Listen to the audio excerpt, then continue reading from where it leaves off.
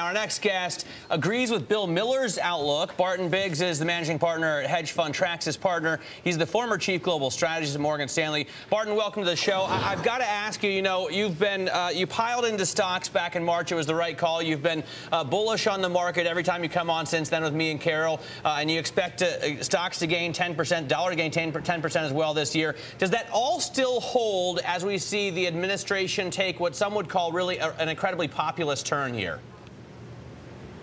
Yeah, it does. I guess I'm a stopped clock for the time being, but I still think that the that the bias of the market is up, and I don't know how long it's going to be up, and it's dependent on what happens in terms of the economy and the world. But I think we're okay.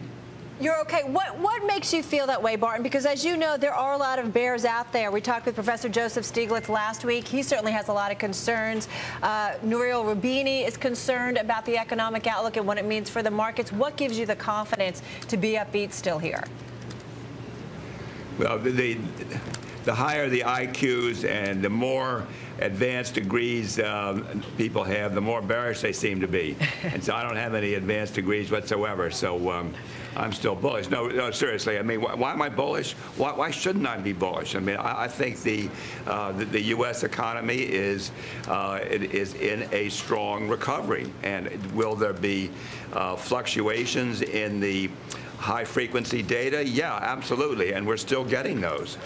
But again, the bias of the economy is strong, and I don't think we're going to have. I mean, a lot of respect for Bill Miller. 10% sounds a little excessive to me, but are we going to have 5.5% real growth the next couple of quarters? Yeah, I think we are, and I think valuations are okay. I mean, obviously the market isn't as cheap as it was a year ago, but valuations, the S&P is, the way we calculate it, is about 13.5, 14 times earnings for this year's earnings, and maybe only a little under 12 times, 11.8 times 2011 earnings, and the recovery around the world is mixed. I mean, Europe is faltering. Japan is still struggling, but the Asian economies are booming. And it's not just China. I mean, there was some great data out of an economy you don't think of really as being a really high growth economy, Taiwan today. But Barton, as the Chinese start to put the brakes on, as we've been talking about, that certainly spooked the markets last week. How problematic is that, though, if China starts to slow down things such as their lending and raise rates? How problematic is that to the global economy and consequently global markets? I don't think it's problematic at all. I mean, if our economy was growing 11% a year, don't you think we should be putting some brakes on? And the Chinese economy is probably growing about 11%.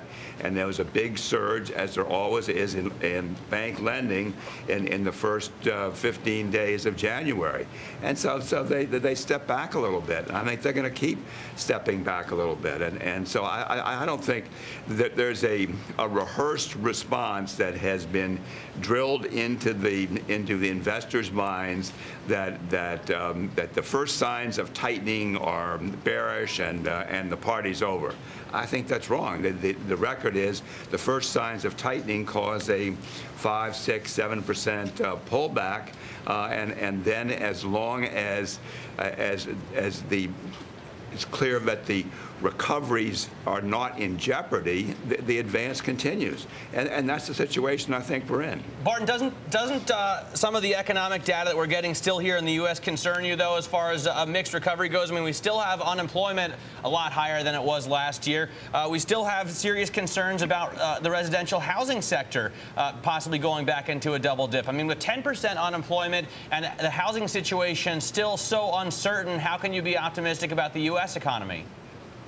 Well, Matt, I mean, you're right, but unemployment is always a very, very lagging indicator, and you wouldn't expect unemployment to be improving at this point in the cycle, but it better start improving soon. But we're still going to have a high unemployment rate for a couple of years, and in terms of housing, you know, I don't know whether the housing cycle on existing single-family homes has bottomed or not, but apparently, and I've been doing some stuff today, so I didn't look at the data closely, but as I understand it, the price on existing single-family homes was actually up. So that doesn't prove anything. You know, 1 month's data on the average price of homes sold in January is hardly a big deal. But you've got to be concerned, Barton, you've got to be concerned about interest rates, right? I mean, even the big bulls out there, Carol and I were talking to some guys at Deutsche Bank who are very bullish, say you have to at least be a little bit concerned about the possibility of a bursting treasury bubble and higher interest rates. Matt, I'm sorry, but I mean, I think the national sport has become bubble watching, and I don't think there's any bubble in interest rates. I mean, I think the 10-year Treasury bond is about where it should be, and so, I mean, and sure, I mean, if the 10-year Treasury bond went to 5.5%, the way some people are saying, I would definitely be concerned about it.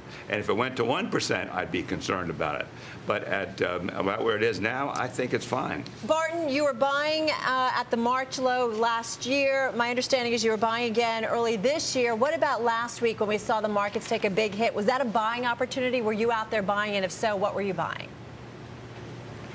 Well, unfortunately, the truth be told, I've already done my buying. So I'm pretty fully invested. No, I didn't buy anything last week. I just perspired. All right, but what do you like in this market? For those who might have some cash on the sidelines, where should they be putting it to work in your view?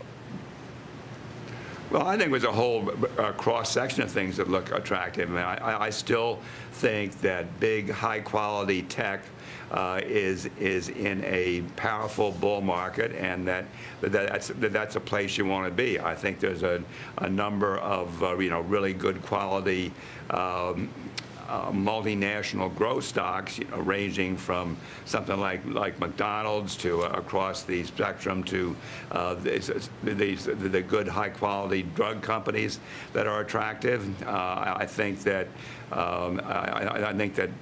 as if you want to be a bottom picker, I think the ETFs and for the REIT industry is attractive, and I think that probably oil and both the oil service stocks and the big oil companies are attractive. The oil service stocks because they got a great business backlog, and oil probably does have to go to 120, 130 over the next couple years to justify the huge investment that's going to have to be made in alternative energy as we gradually run out of oil.